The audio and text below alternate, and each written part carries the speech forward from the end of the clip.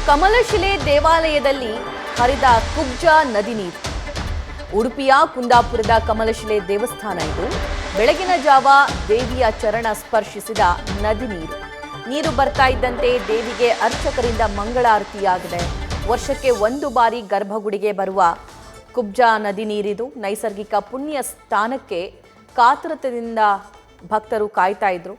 ಆ ಪುಣ್ಯ ಸ್ನಾನ ಮಾಡೋಕ್ಕೋಸ್ಕರ ದೃಶ್ಯದಲ್ಲಿ ಗಮನಿಸ್ತಾ ಇದ್ದೀರಿ ನೀವು.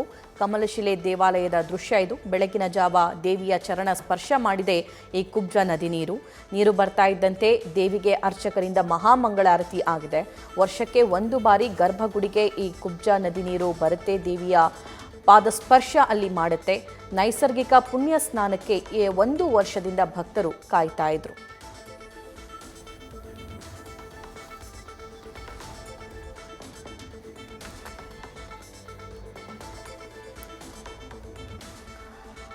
ರಾಜ್ಯದ ಬೇರೆ ಬೇರೆ ಜಿಲ್ಲೆಗಳಲ್ಲಿ ವರುಣನ ಅಬ್ಬರ ಜೋರಾಗಿದೆ.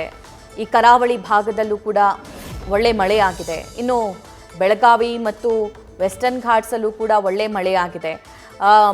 ಮಹಾರಾಷ್ಟ್ರದಲ್ಲೂ ಕೂಡ ಮಳೆಯಾಗಿದೆ. ಇದರ ಪರಿಣಾಮ ಬೆಳಗಾವಿಗೆ ಅತಿ ಹೆಚ್ಚು ನೀರು ಬರ್ತಾ ಇರೋದನ್ನು ಕೂಡ ನೀವು ಗಮನಿಸ್ತಾ ಇದ್ದೀರಿ. ಇನ್ನು ಮಂಗಳೂರಿನ ದೃಶ್ಯ, ಉಡುಪಿಯ ದೃಶ್ಯವನ್ನು ಕೂಡ ಸ್ಕ್ರೀನ್ ಮೇಲೆ ನೀವು ಗಮನಿಸಬಹುದು.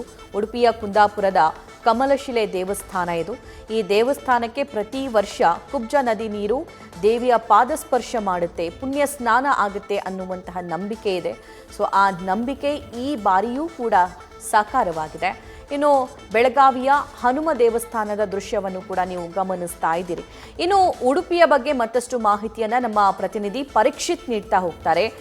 ಪರೀಕ್ಷಿತ್, ಇದು ಒಂದು ರೀತಿ ತುಂಬಾನೇ ಇಂಟ್ರೆಸ್ಟಿಂಗ್ ಆಗಿರುವಂತಹ ಸನ್ನಿವೇಶ, ತುಂಬಾನೇ ಭಾವನಾತ್ಮಕವಾಗಿರುವಂತಹ ಸನ್ನಿವೇಶ. ಪ್ರತಿ ವರ್ಷ ಕುಬ್ಜಾ ನದಿ ನೀರು ದೇವಿಯ ಪಾದಸ್ಪರ್ಶ ಮಾಡುತ್ತೆ ಅನ್ನೋದು. ಈ ಬಗ್ಗೆ ಹೆಚ್ಚಿನ ಮಾಹಿತಿ ಏನಿದೆ? ಈ ನೀರು ಬರ್ತಾ ಇದ್ದಂತೆ ಅಲ್ಲಿದ್ದಂತಹ ಅರ್ಚಕರ ರಿಯಾಕ್ಷನ್ ಹೇಗಿತ್ತು? ಏನ್ ಮಾತಾಡಿದ್ರು ಅವರೆಲ್ಲ? ಸದ್ಯಕ್ಕೆ ಏನು ಕಮಲಶಿಲೆ ದೇವಾಲಯದೊಳಗೆ ಈಗ ಕುಬ್ಜಾ ನದಿ ನೀರು ಹರಿದು ಬಂದಿರುವಂತದ್ದು.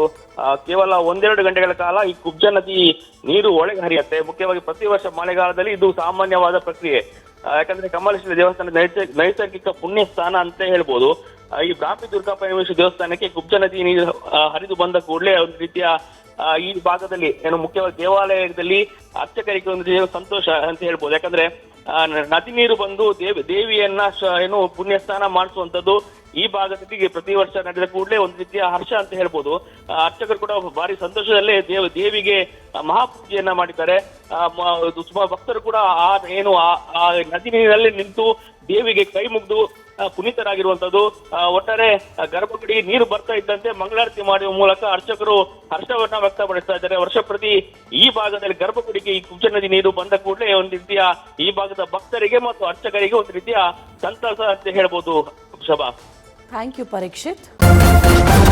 ನ್ಯೂಸ್ ಫಸ್ಟ್, ನಿರ್ಭೀತಿಯಿಂದ ನಿಮ್ಮ ಪರವಾಗಿ.